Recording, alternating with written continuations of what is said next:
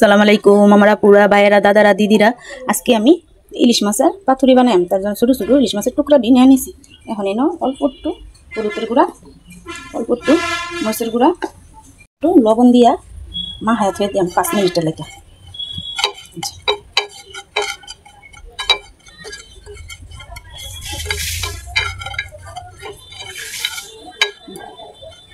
পাঁচ মিনিট মাখায় রেখে দিই।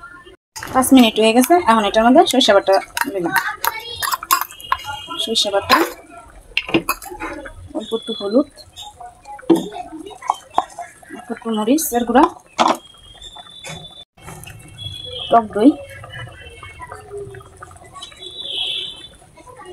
দই দিলাম, সামান্য একটু লবণ দিলাম, লবণ তো দিয়েছিলাম, তারপরে একটু লবণ দিয়ে দিলাম। এখন এটা ভালোভাবে মাখায়া এখন সরষের ইলিশটা এটার লগে ভালোভাবে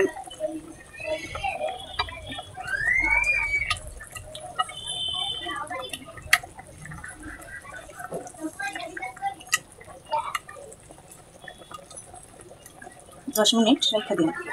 এর মধ্যে মন হয়েছিল না সরিষার তেল দেওয়ার জন্য, তাই এখন সরিষার তেল দিয়ে দিলাম, একটু সরিষার তেল দিয়ে দিলাম। এখন সরিষার তেলটা মাখায়া আবারও 10 মিনিট রেখে দিলাম।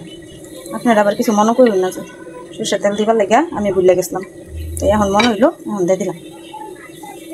অনেক কাজ করি তো ভুলে যাই সব কিছু, তাই না। আবার 10 মিনিট রেখে দেন রেস্টের জন্য। মিনিট হয়ে গেছে। এখন আমি এই যে পাতাগুলো পরিষ্কার করে নিয়েছিলাম, আমি এটার মধ্যে মুড়ে আনবো।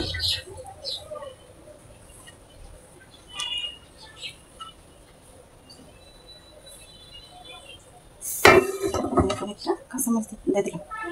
আমি এটা ভালোভাবে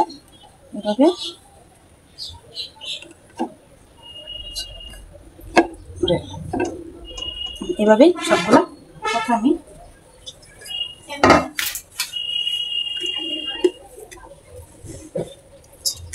এখানে 2টা পাতা নিলাম।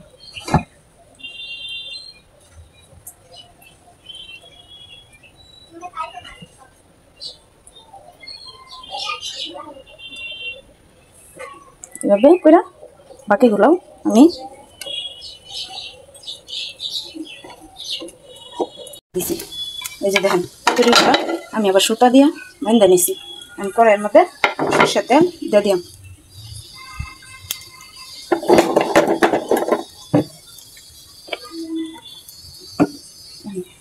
সরষের তেলটা গরম হয়ে গেছে। এখন এইটা দিয়ে দিলাম, একটা করে 2টা দিয়ে দিলাম। তেলটা দিলাম,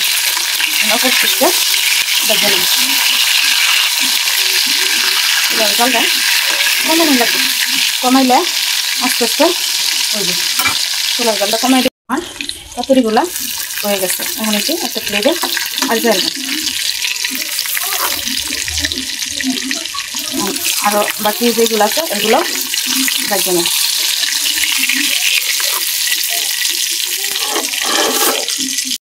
পাতুরিগুলা হয়ে গেছে, সবগুলো উঠে ফেলছি।